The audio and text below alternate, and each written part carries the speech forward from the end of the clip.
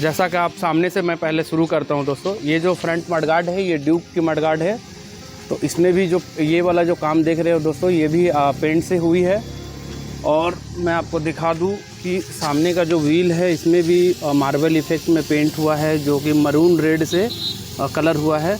ये डिस्क जो disc pad है ये भी पेंट हुआ है दोस्तों, इसमें भी कस्टम पेंट हुई है। ये गोल्ड नहीं है, ये थोड़ा डार्क गोल्ड के तरफ में है।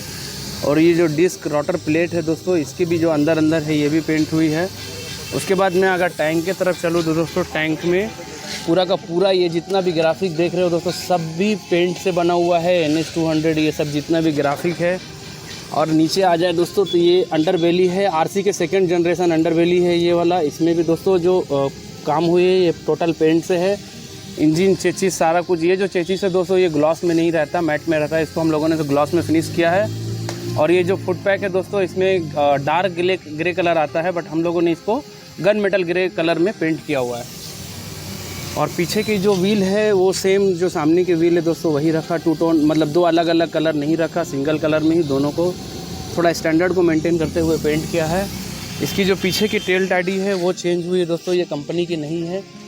और बाकी देख लो दोस्तों, गाड़ी की लुक जो है, गाड़ी में जो ग्राफिक है उसकी जो पूरी लुक है वो सामने से समझ आती है। मैं सामने से एक बार आपको दिखा देता हूँ, उसके बाद आप दोस्तों सिनेमैटिक शॉट्स एंजॉय कर लेना। गाड़ी थोड़ी सी दोस्तों मस्क्यूलर दिख रही है, थोड़ी सी बड़ी लग रही है, लाइक सुपर बाइक के जैसा लग रही है।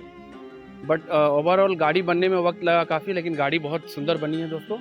आपका क्या राय है कमेंट में आप ज़रूर से बता देना। मैं मिलता हूँ फिर किसी नेक्स्ट वीडियो में।